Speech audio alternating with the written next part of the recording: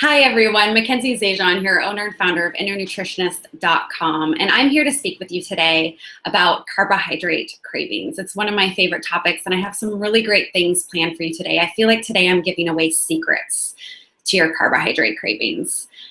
So we're going to try this again. Our first go got disconnected, so if you can in fact see me live, go ahead and let me know, and hopefully we'll be all set this time around.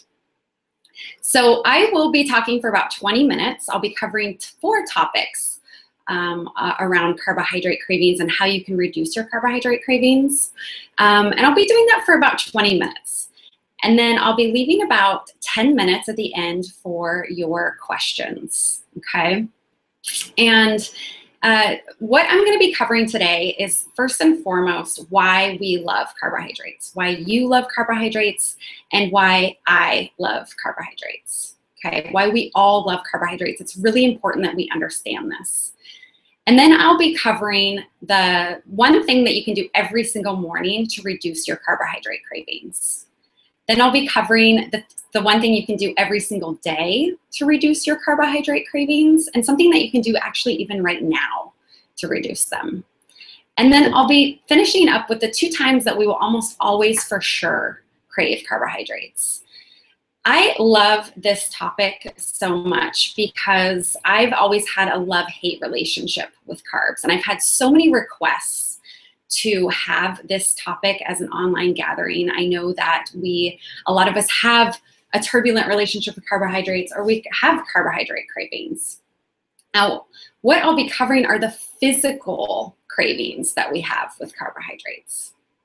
Because when people come to me and they need help with carbohydrate cravings, and clients come to me and ask for help around their emotional eating, I say these are the things we want to cover first and foremost. Because if you're not doing these things, your body is going to for sure crave carbohydrates. And then what's left over we'll work on as more the emotional side. I feel like these are secrets that every eater should know about, that for sure our body is going to bring on these carbohydrate cravings, and it's not that we don't have any willpower. You know, we so quickly jump to, or at least I did for so long, I jumped to that I didn't have any willpower, that I didn't have any control, that I was really letting it all go. And it's just not true. It's just not fair when this body, she's just doing what she's designed to do. So I'm really excited to share these things with you. They're very helpful for eaters, very helpful for emotional eaters. And our time today is very casual. You know, I have a cup of tea here. I recommend you get one too. You'll see me looking down at my notes. I try to put this all together for you in a very concentrated way. I know that your time is precious, and I will keep us to only 30 minutes today. So wonderful. Good. So it looks like a lot of people have logged in, and that's great. And if you have any questions about that, just go ahead and push that login button, that small white button under the box there under this video. And that will be the only way you can ask questions at the end. Wonderful. So this topic around food and body in general can be so serious. And I like to have fun. I like to make sure that we're also having fun.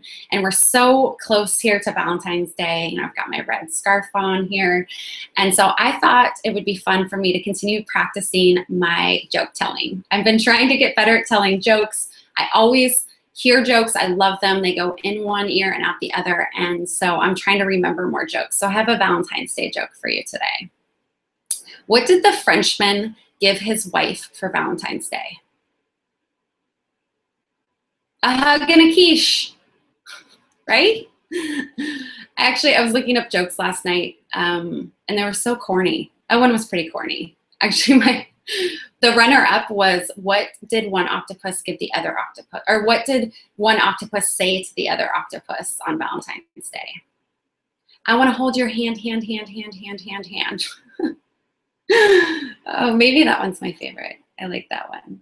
So good. All right. So let's go ahead and just take a moment to arrive. We are going to dive into some very rich and some very dense and helpful information today. So I just want to take 20 seconds to really arrive here. Your body might be here, but your mind might be elsewhere. So go ahead and close all the browsers on your computer and just take 20 seconds to take just a few nice big breaths.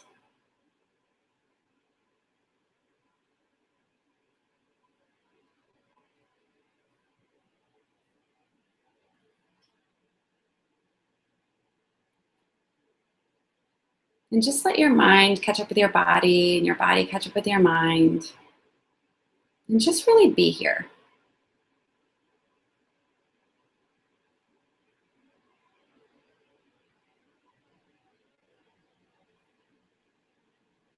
Good.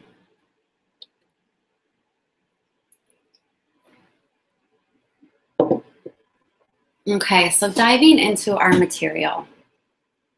So the first piece that I want to cover is why we love carbohydrates so much. I put this at the very top of our list today. This is so important. Why you love them and why I love them. And I want you to go on a little bit of a historical dig with me for a moment. I want you to imagine a long time ago when we used to live outside. You know, well before we knew about nutritionists or textbooks and we would hunt and gather our food, we would come across, let's say, a food source, let's say a huckleberry bush or a blackberry bush. And we knew nothing about this food, nothing. And we would taste the food and the pleasurableness of this berry would tell us it was safe to eat. Now, if it was bitter, that was a sign it was a toxic alkaloid and it was poisonous. And so everything about our tongue told us how to survive. It said, this food is good, it's safe, it's pleasurable, eat it and remember it so you can eat it and continue to survive. Our entire tongue is set up to love carbohydrates. It's our biology, it's our DNA. And no, we still are in these bodies. We're in a very different world now, a very different food world. And currently we're in a world of CrossFits and paleos. We're in a fad where carbohydrates are essentially banned right now. That's the fad. We are designed, it's really our destiny to love these foods. So this is not a matter of beating yourself up for loving these foods. It's not a matter of saying that you don't need willpower because you love these foods. This is in your DNA. It's in my DNA and your DNA. Okay. So I wanted to cover that from the very top. I think that's so important. And if you like this topic, I'm going to be giving the longer version in a blog, not this coming week, but the next week. You can look out for that. Where I'll be describing a lot more about this. And a side note on this is that because these foods are so pleasurable, and that's our DNA giving the signs that they're pleasurable, it's not a coincidence that in times of stress or times when you're feeling pretty crappy, that you turn to these foods. These foods release that sense of pleasure. Really what it's releasing is dopamine, serotonin. These are neurotransmitters that make us feel pleasurable, that make us feel connected, that make us feel happier. And so this is a great way to soothe. I know, we don't always feel like it's a great long-term strategy to soothe, but I want you to just understand from a physical standpoint why you keep going back to these foods in times of stress or in times of feeling crappy. Because they literally are medicinal. They help us feel better. So if you have questions about this, go ahead and just write a note to yourself. We can get to questions here at the end. I'd love for everyone to just enter into the chat box one of their favorite carbohydrates, what they go to again and again and again. For me, it was Oreos all the time. Now it's coconut ice cream. I just have a love for coconut ice cream. So what carbohydrates do you have a strong affinity for and that you just love? And knowing that this is very normal, this is very natural, and that our tongue is fully set up to set up a sense of pleasure with these foods. Yeah, I'm getting a lot of mashed potatoes, ice cream, anything sweet, especially chocolate. Yeah, absolutely. Baked goodies, breads, popcorn and ice cream, Cheetos. Yeah, I have an affinity for Cheetos too. Brownies. Nice, lots of them coming in. Good. So our next point here that I want to move on to is what you can do every single morning to decrease your carbohydrate cravings. Now, this one I especially feel like I'm about to let you in on a secret. And I don't want it to be a secret. I want everyone to know about this. I want you to know that if you came to me as a client and you said, boy, I really struggle with carbohydrate cravings in the afternoon, in the evening, which I think is really common for a lot of us, is almost always you and I could pinpoint back to low protein, especially at breakfast. These are very connected. If you are low in protein throughout your day, but especially at breakfast, your body will get carbohydrate cravings. So the reason for this is because we are building blocks of protein. That is what our body is made up of. Okay, and especially our cells. Our cells love protein. And so you might be feeding yourself, but if you're not feeding yourself enough protein, especially at breakfast, your cells, they're kind of satisfied, but they get that grabby feel. They're kind of like, we didn't quite get exactly what we needed. Okay, and so that you can think of your cells kind of going hungry. You know, they're kind of satisfied, but kind of not, and so they're hungry. And so what do? They bring on cravings for the quickest form of energy because they're smart. The quickest form of energy is carbohydrates. They don't crave protein. They just didn't get what they need, so they're hungry, and then they crave the quickest form of energy. They bring on cravings for these carbohydrates. So if you're skipping breakfast, there's no judgment here. It's just know that this is how the body works.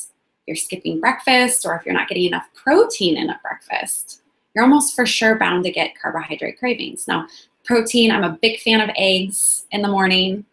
If you're a meat eater and if you feel comfortable, I really like recommending bacon, maybe even turkey bacon, pork bacon, sausages, trying to buy higher quality meats if you have the means to do so. Steel cut oats. They have twice the amount of protein as a rolled oat. Excuse me. So you can maybe get the quick to cook steel cut oats. If you live near Trader Joe's, they have some great ones. 10-minute quick cook steel cut oats. You can even order those online. Maybe you want to add like a heaping spoonful of peanut butter or nut butter in there to add a little bit of that fat and a little bit of that protein. That is how those cells like to be fed, and they'll be satisfied. Okay, so protein, protein, protein, especially at breakfast. Now, the next thing that you can do, and you can do this every single day, and you can do this starting now.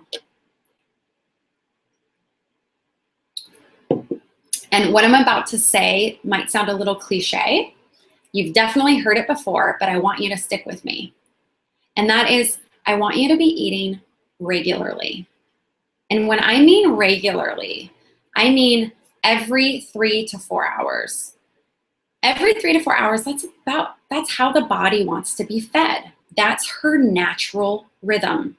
So if you've had a meal, about 3 to 4 hours later, you'll start to feel hungry again. This is very normal. This is very natural. This is how the body works. This is her rhythm. Now, if you had a snack, it's more like maybe 1 to 2 hours later when you'll start to naturally get hungry again.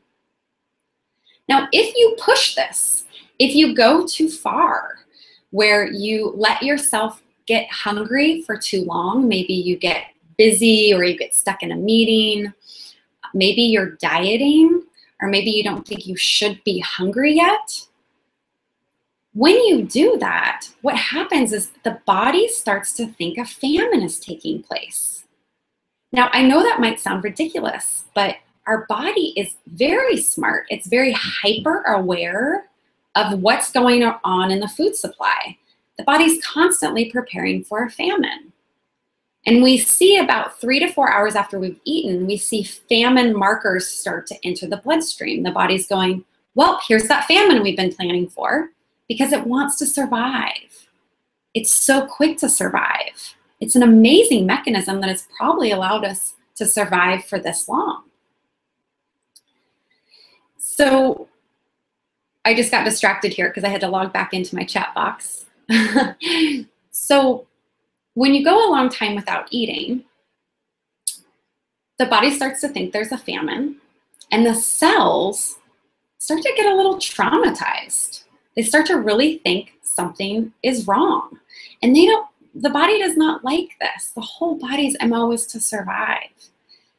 And so when you do get around food, when you haven't eaten for a long time, what happens? You turn into an animal. You're ravenous. You eat like an animal. I mean, that's what the body is designed to do. You have so many hormones and enzymes releasing into the blood system that are saying, eat and eat a lot. That wasn't cool, what happened earlier. That was scary. So the body overcompensates. You want to stuff yourself. And then the thing is the carbohydrate craving comes on even after you're stuffed. Maybe you had 2 or 3 plates of something, and then you still get that grabby carbohydrate craving. It's the body overcompensating. That's what she does. She got scared and she wants to protect herself against any future potential famines. So this is not about willpower. This is about the body doing exactly what she's designed to do. You have a ton of hormones being released, bringing on these cravings. And I want you to know this, because this isn't your fault. This is just what the body does. So what I want you to do, I want you to take these two questions, and I want you to put them in the back of your pocket this week.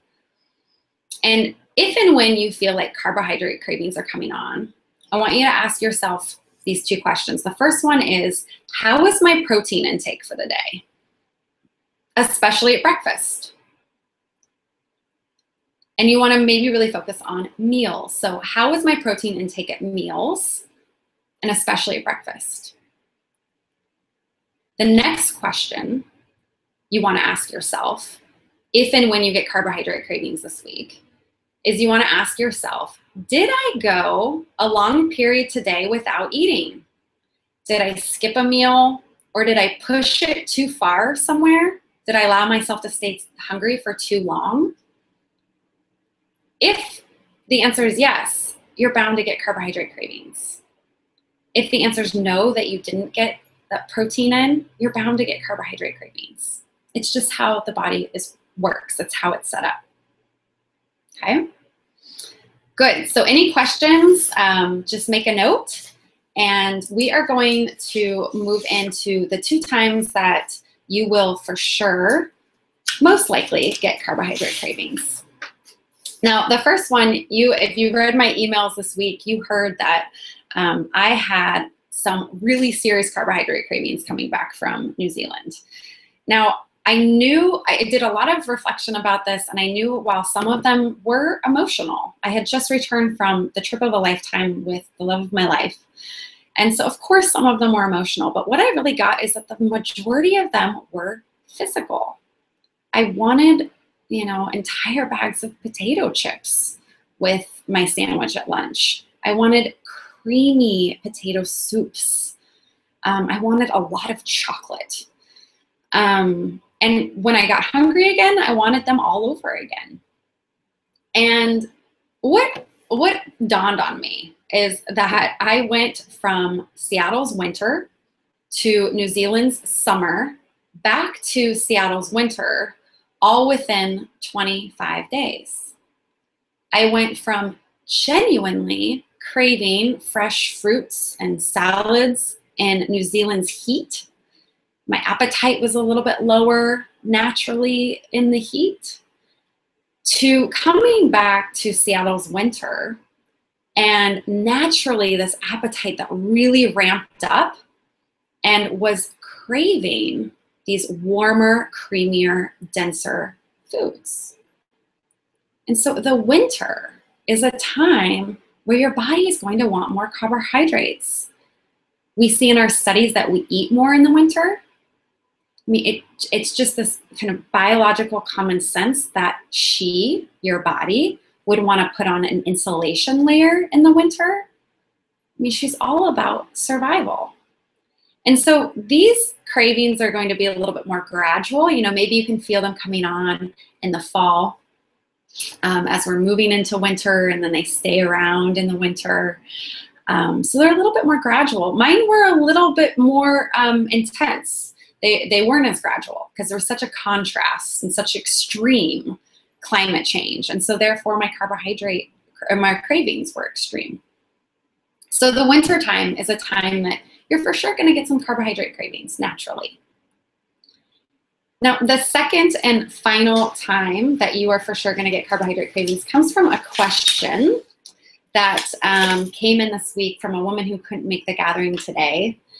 And so we are moving into questions at this time. So this would be a good time to start thinking about if you have any questions about what I've shared today so far. And start to enter those into the chat box now. And this first question or comment comes from Amy. And she says, "Hi, Mackenzie. Thanks for all your helpful emails and online gatherings. Unfortunately, I can't make it to Saturday's gathering, and I wish I could because carbs often feel like my soulmate. I am a stress eater, and I'm hoping you can talk about stress eating if you have time and if it's possible. Thanks so much, Amy." Amy, yes, we have time, and yes, it is possible because, I mean, who's a stress eater? Who's not a stress eater? It seems like that is so common, especially in our stressful world today. So the second time we will for sure probably get carbohydrate cravings is when we're stressed. And I want to share a little bit about the physical reason of why.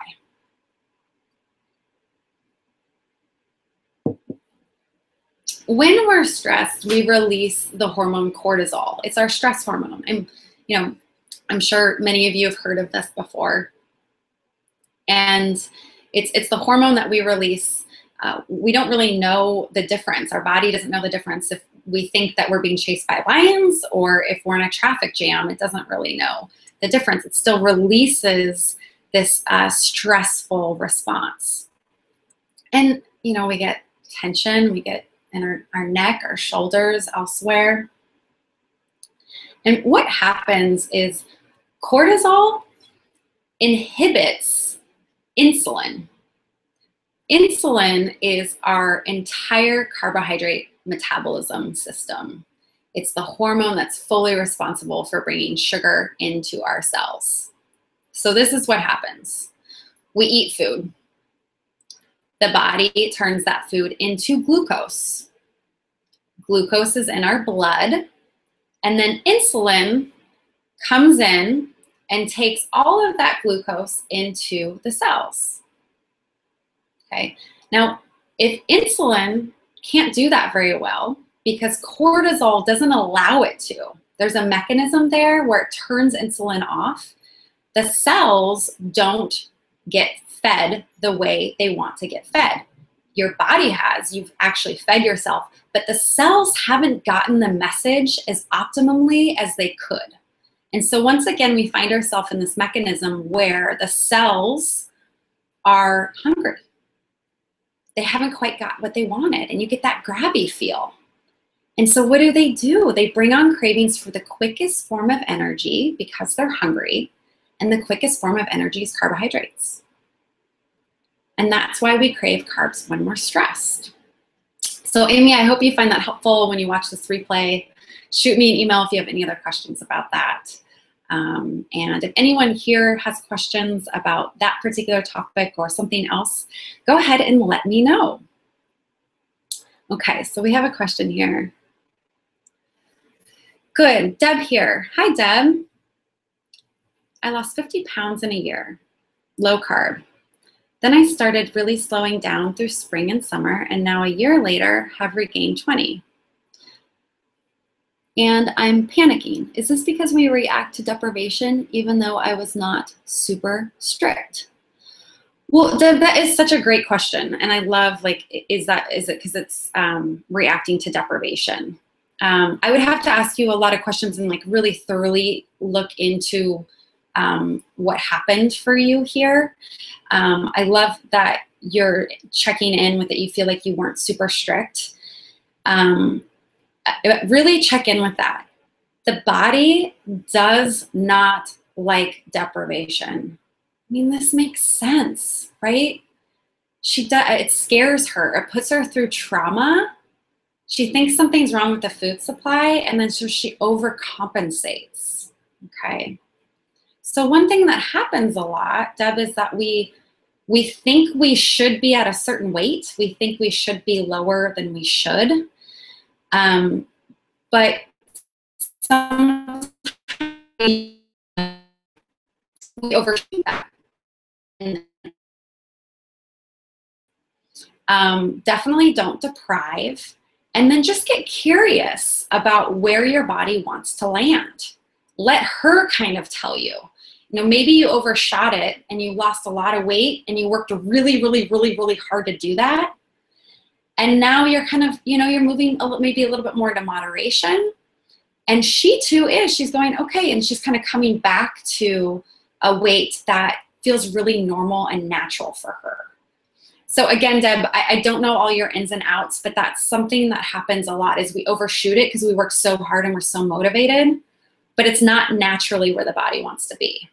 We have to work really, really, really hard to get below that natural weight range of where she wants to be. And so then when we kind of stop and pump the brakes and not work as hard, which we shouldn't be working, you know, trying to be skinny shouldn't be our full-time job.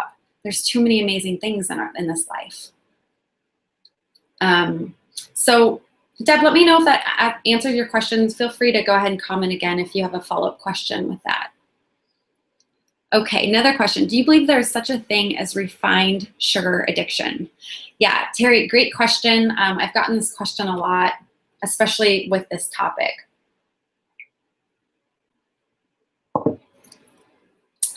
So sugar addiction.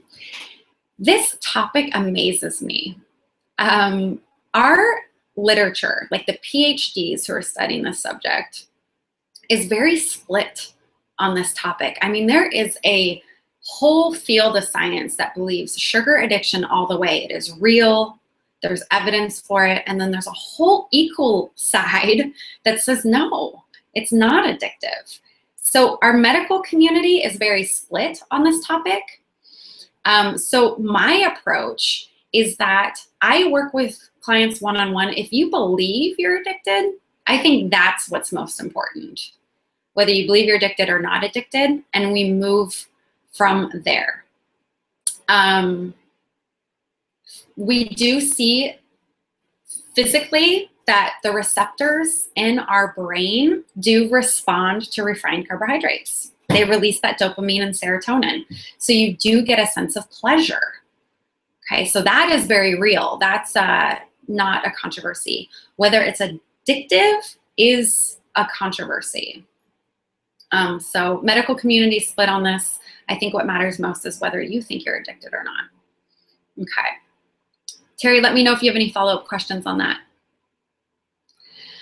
Okay, Leslie says, I was sick last weekend, and once my appetite came back, all I wanted was carbs. Yep, absolutely. Rice, potatoes, toast. Is there any correlation between coming from an illness and craving carbs? I had never been sick and really wanted a juicy burger. Yeah, absolutely. Leslie, great just awareness there. I mean, carbohydrates are really easy to digest.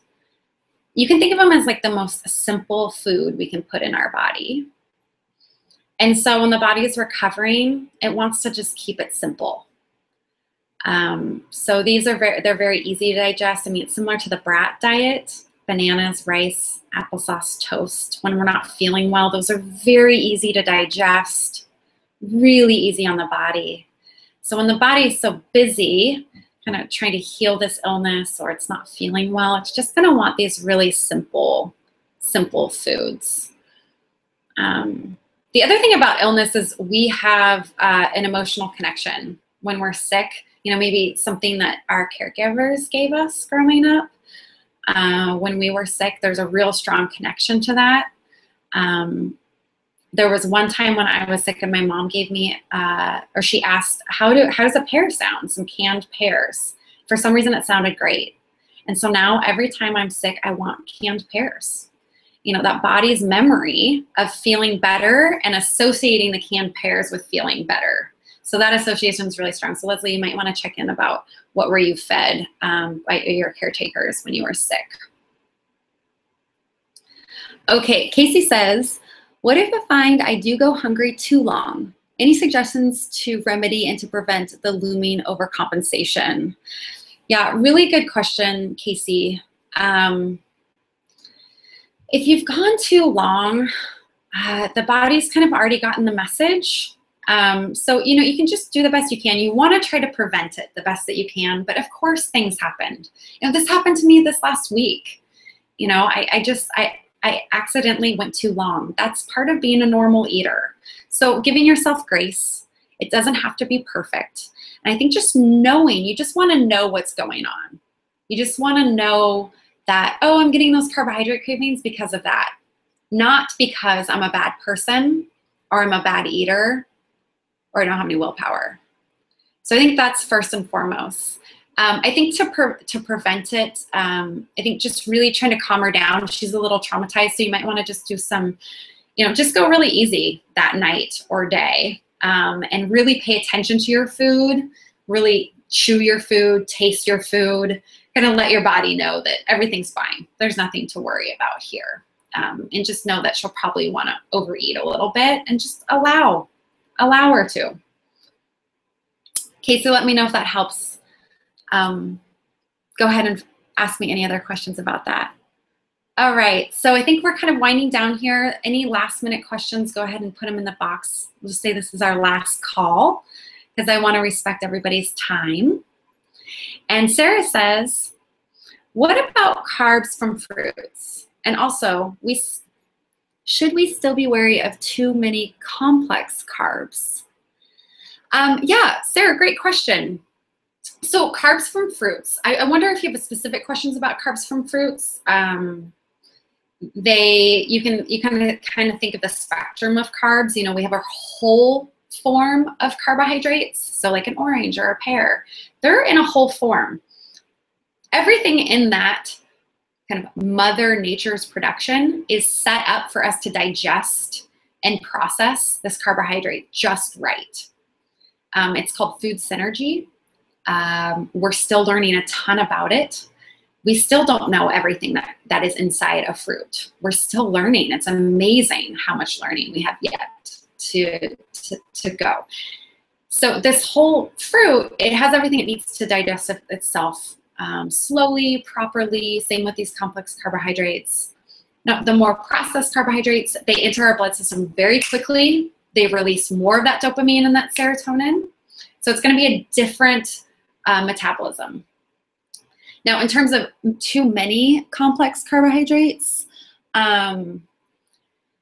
you know, I mean, too many of anything, it's not a good idea. We want to be in moderation with everything. But when you're looking at your plate, let's say your dinner plate, a really nice model, and again, this is not perfection. This is not hard and fast. This is just a loose kind of suggestion, is when you're looking at your plate, you see about a third of it, a complex carbohydrate.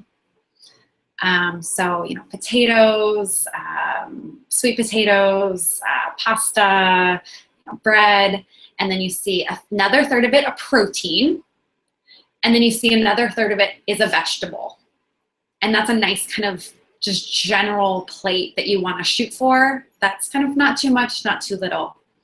Hope that helps, Sarah. Let me know if you have more questions about that. Okay. Oh, Sarah, you said, I eat bananas every day, but I've started to hear the voice that says this is bad, too many carbs. Yeah, well, that voice that says this is bad, too many carbs, that is our diet culture that is constantly telling us how many rules, you know, these are good foods, these are bad foods. And so I would really let your body tell you, you know, how would you know if you have too many carbohydrates?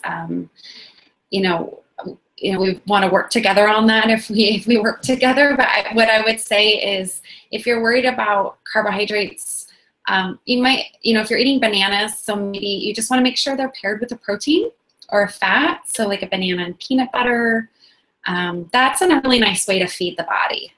The body really likes it when there's that combination, kind of that plate I was just describing. That's a whole meal, and the body really likes to be fed that way. So I would say don't worry about too much carbohydrates. The body loves them. Just balance them. All right. Terry says, I really appreciate the way you refer to your body as a separate entity, she. I believe I over-identify and identify with my body. Yeah, good, Terry. I'm glad that resonates. Wonderful. Well, thanks so much, everybody. Great questions. I really hope that this has been helpful for you. Please shoot me an email and let me know how this was for you. If you didn't feel comfortable asking questions here, you can over email. You can reach me at Mackenzie@innernutritionist.com. Also set up a 20-minute free chat. You can do that at innernutritionist.com. You can go to the Work With Me page and set up a 20-minute consultation, and let's just chat. This is definitely my calling and passion, to help women in the food and body struggle once and for all. Such a pleasure having you all, and I look forward to the next online gathering. And let me know, oh my gosh, I almost forgot. How funny. I had a fun thing to share with you today. I have a personal invitation to you all. Tomorrow, I'm going to be opening up the Inner Nutritionist Facebook page. I've thought long and hard about this. I try not to be on social media too much, but I just want more connection with you all. And so I'm going to be opening up that Facebook group tomorrow. So this is your personal invitation. I would love to see you in there, where we can continue these conversations. And you can get support from the community here that's gathering at the Inner Nutritionist as well. So look out for that email. I'll be sending that tomorrow. Okay, good. Thanks, everyone. Great seeing you. All right. Bye, everyone.